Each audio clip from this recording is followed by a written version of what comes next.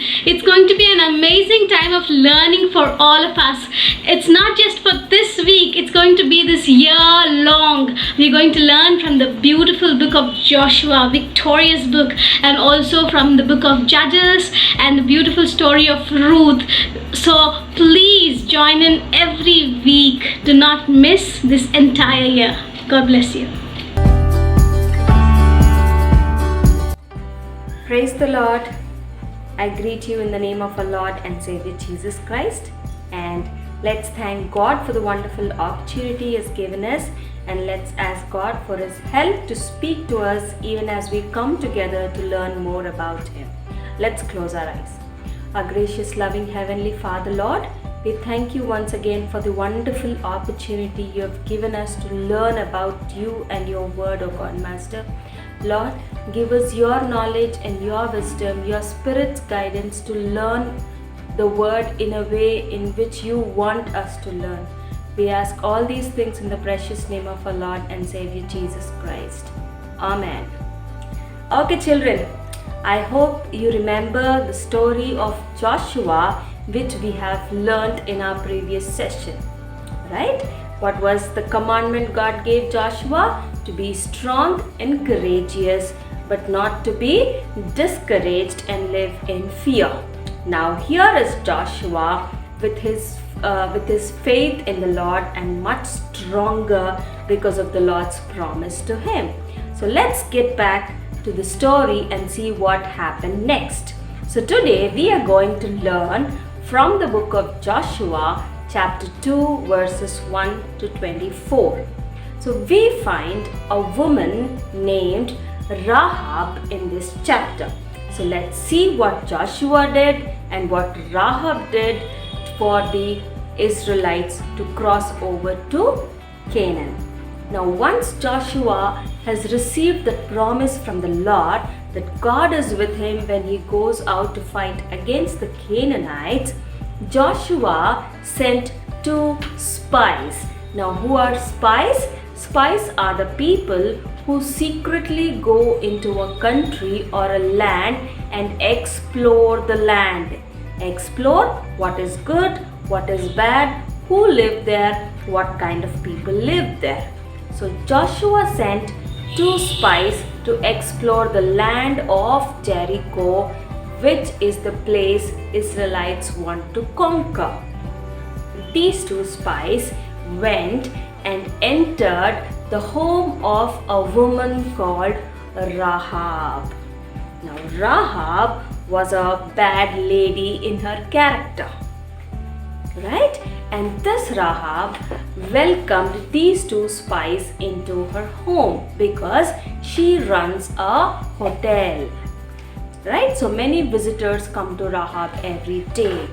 Now as soon as these 2 spies came to Rahab, the king got a news that 2 spies from the Israelites came and entered the house of Rahab. So immediately the king sent his soldiers to search for those 2 spies in the home of Rahab. When the soldiers arrived, Rahab was very smart, she was very intelligent. Now she started to think of how she should rescue these 2 spies. So immediately she got an idea. She took them to her roof where they had stalks of flax. Now what is flax? Flax was used to make some yarn. Yarn is something like wool. Like it's a kind of grass where the long stalks are put on the roof, and Rahab hid the 2 spies under that grass. When the soldiers from the king came to Rahab, she told them, yes, they came to me, but they went away from here as soon as they heard that the king was sending some soldiers. Now the soldiers went away. After they went away, the 2 spies came down and Rahab started speaking to them. What did she tell them? You know what she told them? I know you people. I know your God. Your God is the God of heaven and earth. And I heard stories about how your God dried up the Red Sea, gave you food from heaven, defeated some big kings on the way. And I heard stories, and I believe that your Lord is a true God and the greatest on all the earth. This was her faith. This was her belief in the God of the heavens and the earth, whom the Israelites worshipped. Now she told them, I also believe that God has given this land to you, and you people will conquer our land. See her belief, children. It's really astonishing that some woman from a foreign country believes in the God of Israelites. This is called faith. Rahab had that faith in the God of Israelites, whom you and me also worship today. Okay, now so what did she do? Because she had faith, she told them, I know you will conquer this city. But when you come to conquer this city, please do me a favor. Remember me and my family. Do not kill us along with these Canaanites. So the two spies gave a promise to Rahab. Yes, Rahab, when we come to conquer this city, we will definitely not kill you and your family members. But they told Rahab to do something. What was that? They told Rahab to use a red scarlet thread.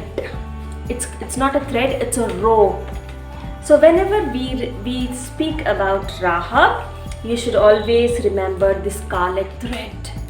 Now why is the scarlet thread important? Because the spies told Rahab, when we come to conquer the land, this is the city wall. Rahab's house was on the city wall. You might be thinking, how come a house is built on a wall? It is as big as the China wall today, where some chariots can go together. The spies told Rahab, pull out a scarlet rope from your window, so that when we see that thread, we will remember that it is you, Rahab, and all your household is with you, so that we will not kill you. Now what did Rahab do, children? See, Rahab, she put the words, she put her faith in action. She didn't simply say, I trust your God. She did what was asked of her. She pulled out a scarlet rope. You know what happened afterwards? We will learn about what happened to Rahab afterwards, and how her faith, accompanied by action, helped her, and how she remained in the book of Bible to be one of the greatest women. Alright? Okay, children. So what is the important lesson that we learn? It is faith. Rahab, being a woman out of Israel, believed in God. That belief is what we call as faith. And what did she do?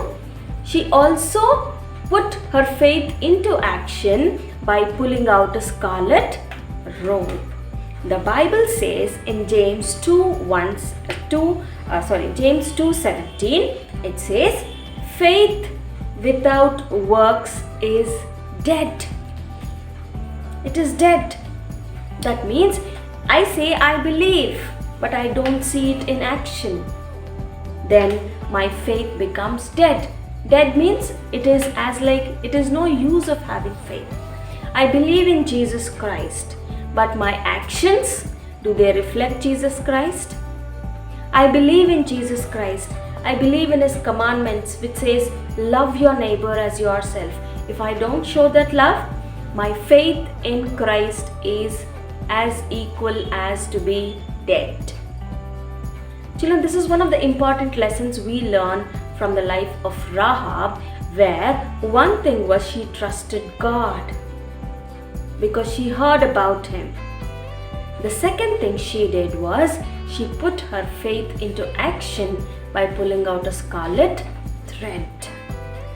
So today it is important for us to learn that we have to put our faith in God, not only believe but also show it through our actions. Right? So we have to believe in God, at the same time show it through our actions. It's not only by mouth.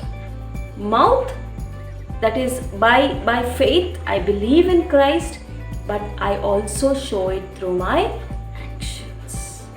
So let's see what the Bible has to say about this. Okay, so we will take a memory verse from James, the book of James, chapter 2 and verse 17. Let me quickly read it for you. It says,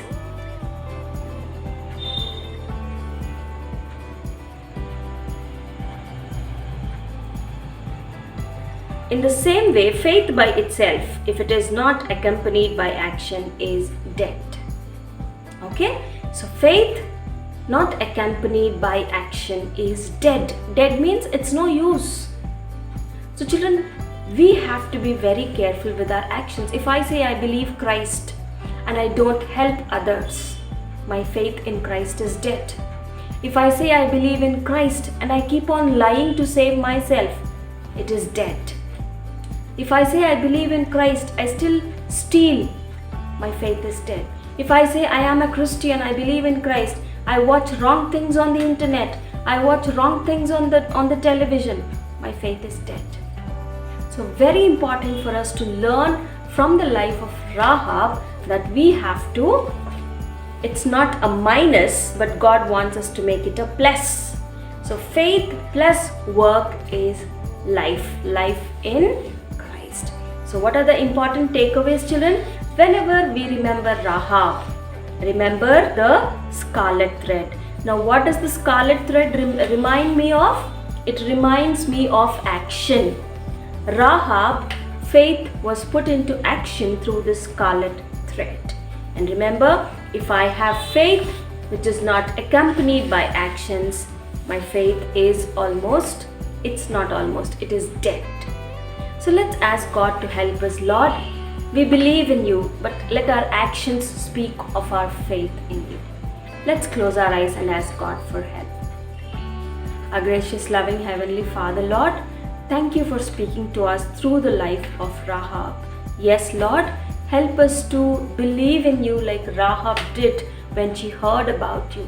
Not only simply did she believe in you, but also she put her faith into action. Lord, let the scarlet thread always remind us of Rahab and her faith being put into action. Help us to translate our faith into action in our everyday walk of life. Lord, we pray that you would grant us the strength, your grace and your spirit to live such a life. We ask all these things in the precious name of our Lord and Savior Jesus Christ. Amen. I believe you enjoyed your classes, children. I'm sure you did. Reminder about the worksheets. Within your classes, in the description box, you will have a link of CCF India. When you click on that link, you will have worksheets as per your grade. So click on the worksheet as per your grade, download the worksheet, work out the worksheet, have fun working it out, and please send the worksheet to thewaybibleSchool@gmail.com. There is a memory verse on the worksheet. Please learn that memory verse, recite it, take a video of it and send it to thewaybibleSchool@gmail.com. And the story you heard, if you like it, please record it in the storytelling form, take a video of it and send it to thewaybibleSchool@gmail.com again. We are waiting for your videos. Please participate, be blessed. God bless you. And I request you to please join us next week. Adios. Adios means bye in Spanish. Dios lo bendiga, that means God bless you in Spanish. I'll repeat myself. Adios means bye in Spanish. Dios lo bendiga means God bless you in Spanish. So adios, Dios lo bendiga, bye, God bless you, see you next week.